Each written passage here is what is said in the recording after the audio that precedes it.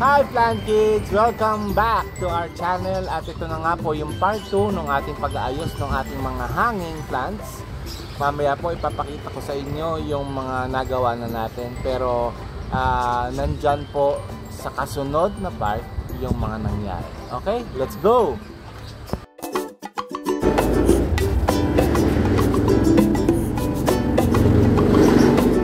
Yeah, so last day, meron pa para ako.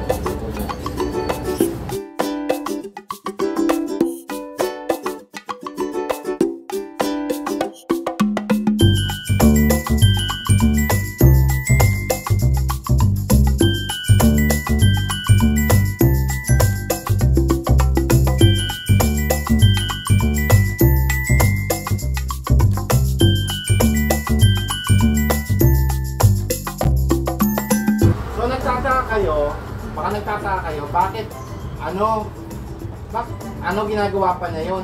Gumagamit siya ng maraming cable tie. Baka mas magastos pa yung yung cable tie, tapos yung yung effort ng paggawa. So mas mura pang bumili na lang ng bago. Actually po, mas mura pa rin lalabas. Kasi ang bago po nito, nung mga panahon pa na yun, na binili ko ito, ang maliit po na ito ay 75 o 85. Yung isa, yung mas malaki, nasa 100 plus na. Kasi meron pang ganitong magandang salitan, no? Ito, ang nagamit ko lang po ay cable tie. Ang isang balot po nitong size ng cable tie na ito ay nasa 30 to 35 pesos lang. Tapos ang magagamit ko lang ito katulad 2, 4, 6, 8, 9 na piraso. Ang laman po ng isang balot ng cable tie ay 100. So, kung nakagamit pa ako ng siyam, wala pa pong 5 piso yung nagamit ko para ma-repair. So, mas matipid po siya. Magagamit ko pa yung patunay.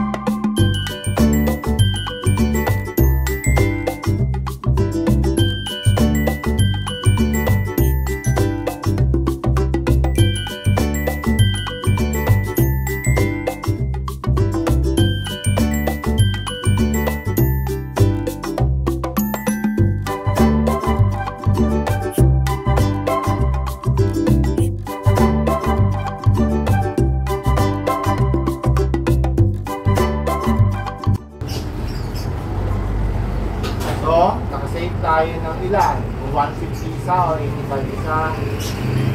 Kung 85 isa, nasa 170. Apat yung na-repair natin. So, nasa 3-4. Tama, nasa 340 halos yung na-repair, na-save natin, no? Okay.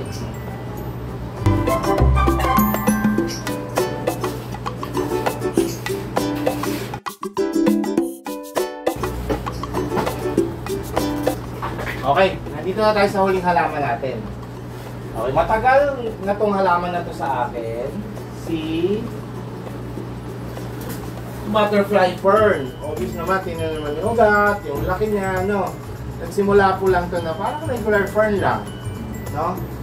Tapos, yun nga, ayan, masaya siya din sa pwesto niya. So ngayon, pinag-iisipan ko na i-repot na siya sa mas malaking paso para It's the next day po at kahapon habang ini-edit ko po yung mga video natin, naputol pala. Natapos na siya. So papakita ko na lang sa inyo ngayon kung kamusta yung mga ginawa nating hanging plants, inayos nating hanging plants at kung saan ko sila pinaglalagay. Okay?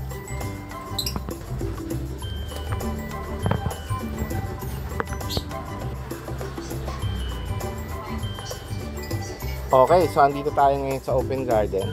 At ito po yung isa. Actually, ito yung hindi natin ginalaw na fern. Ayan, ito yung dalawang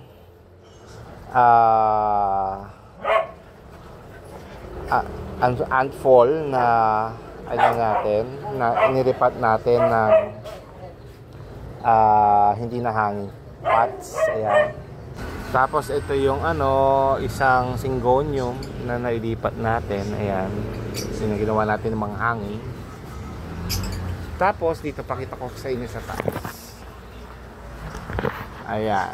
So itong mga to parang in-adjust ko lang para magkasya dyan. Pero hindi ko nilagay dyan lahat kasi baka masyadong bumigat at bumigay naman yung yung sabitan, no? Pero ayan, sinabit natin dyan yung iba na mga na mga nagawa natin. Ayan, katulad ayun yung orchids. Ayun yung yung hoya. Tapos ito yung favorite plant ko na nakalimutan ko ang pangalan. Okay? Tapos ito na yung iba. Ayan. Yung dalawang spider, yung epicia, yung sisus, yung natirang unfall sa hangin. Ayan. Tsaka itong nakalimutan ko name yan, hindi ko alam ang name nito. Okay, tapos ito yung tatlong muna yung nirepair natin na hanging pot. Wala pa akong ilalagay dyan, so dyan na muna sila. Kaysa nakapatong sila somewhere na it will get space. Ayan. Tapos ayun yung sa may kalapata, ayun yung pillow plant.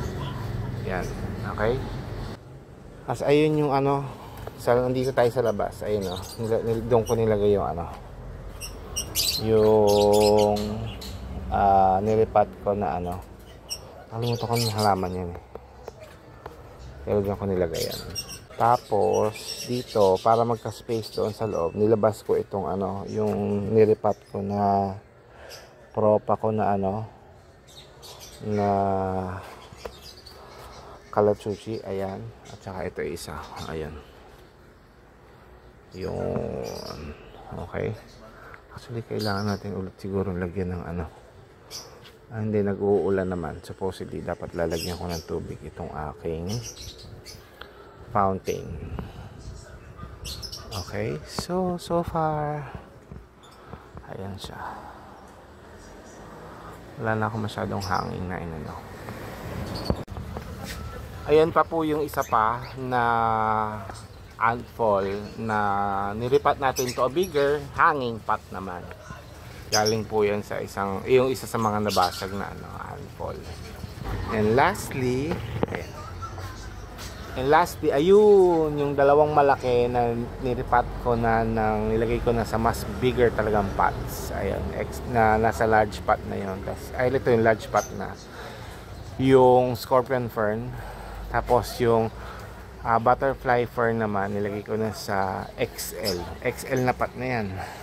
Ang galing, no? Laki-laki na kaagad.